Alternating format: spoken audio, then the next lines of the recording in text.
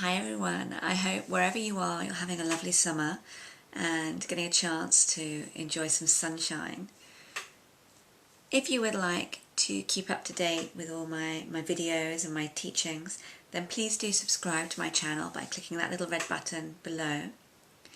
This week's video is continuing on last week's theme, so it's all about resonance. It's all about encouraging your voice to resonate much further back in your mouth. And I'm going to focus on two sounds today, which are quite similar. They work quite nicely together. And that's A, as in 8, and I, as in ice. For both these sounds, the sound needs to resonate up here in the cavities in the head. So I'd just like you to start by doing a stretch. And in order to tell you what I mean, in order for you to understand what I mean in terms of this stretch, I want you just to imagine that you're yawning. So you can actually just do a yawn as well. So if you just yawn. And it's very interesting because as soon as you start to pretend to yawn, you actually yawn. And when you get to that point when you're actually yawning, you're going to feel that something at the back, at the top here, lifts. And this is what I want you to do essentially, to lift this up here and to bring your lower jaw down. And again, this is about encouraging your voice to resonate in these spaces that perhaps you weren't aware of before. And what I find is that as soon as you increase this awareness of this extra space, the sound is much more likely to resonate up there. So we can do a stretch and then say A. And what we do here is we create a bit more support underneath in the lower jaw. So if you stifle a smile, essentially what we want to do is create this kind of support by a resistance in the lower jaw, an awareness of the muscles. It's like if you were to squeeze everything together. So then when we say A, we're supporting here, our tongue comes up, A, A. When I say supporting, it's not a lot of tension. That exercise is more to make you aware of the lower jaw. Without that, I get A. It just wouldn't be as strong. And what we want is to have a nice strong voice. A. And the tongue comes up, it touches the back top teeth. And as we bring the tongue up, we encourage the sound to go back and up. A. And the sound then resonates much more here. So if we come back to the stretch. A.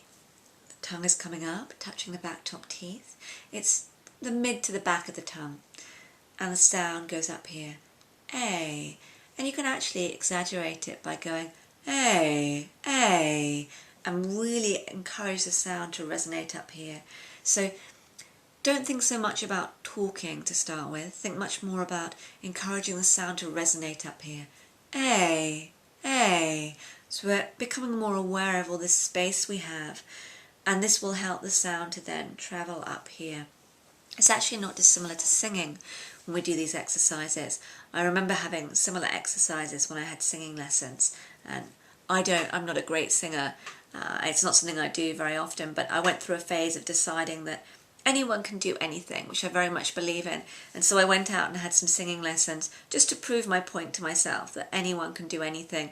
And actually, I could sing. So I want you just to remember this point when you're practicing on reducing your accent, that you can do it because anyone can do anything.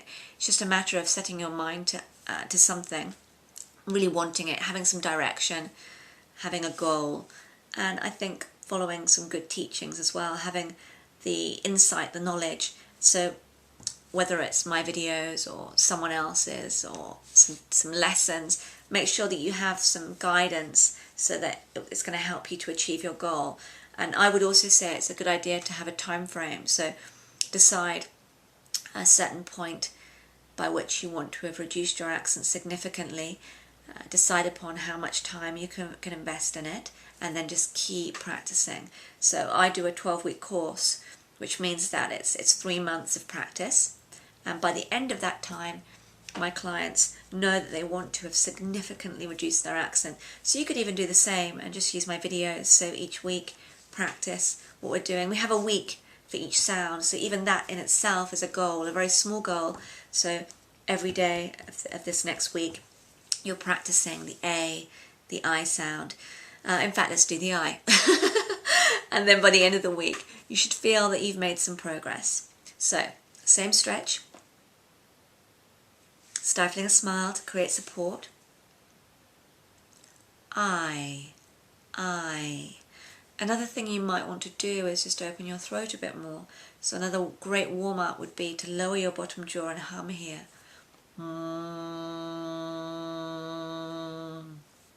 Tightening here. Stretching. I.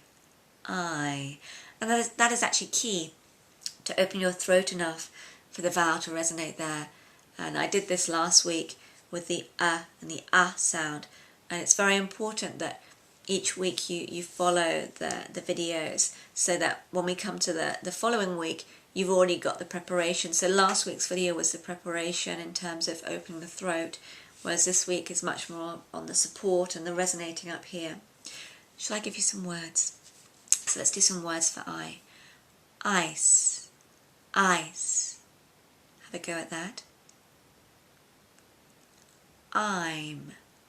I'm's a very funny one because you actually fully pronounce the end of the vowel and it's almost as if you've got a y there. I'm. So we're slightly biting down on the back of the tongue. I'm. We lower the bottom jaw, we open the throat, and we encourage the sound to go up.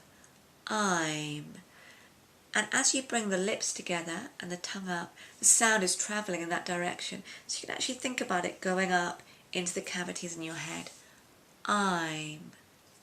I'm is a word that we use a lot. So really incorporate this into your speech. So practice this one word, and each time you say I'm something, it could be I'm hungry or I'm thirsty, really focus on these movements. We're opening the throat, we're supporting, and we're sending the sound up. I think that's enough for today, don't you? So this week is all about the A sound and the I sound. So practice a few words. You might want to say a word like 8. I don't know how often you can incorporate 8 into your vocabulary, into your speech. Perhaps you can say, I ate something this morning, or I ate something yesterday, or use the number 8. Or find another word that you use more frequently. But just make sure that you're practicing just 1 or 2 or 3 words, because it's then going to be much easier to get them to be perfect and then to incorporate that into your speech. So this week's competition.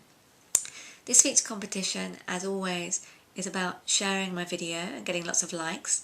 And then the winner is another lucky person who is going to have a video created for them. So once you've won, once you've found out in my video next week that you've won, just send me an email telling me which pronunciation or mindset challenge you would like me to make a video on. So these videos are for you, and isn't it great that you're the ones who are now choosing what is discussed? So have a lovely week, enjoy your practice, and share my video for a chance to win the prize.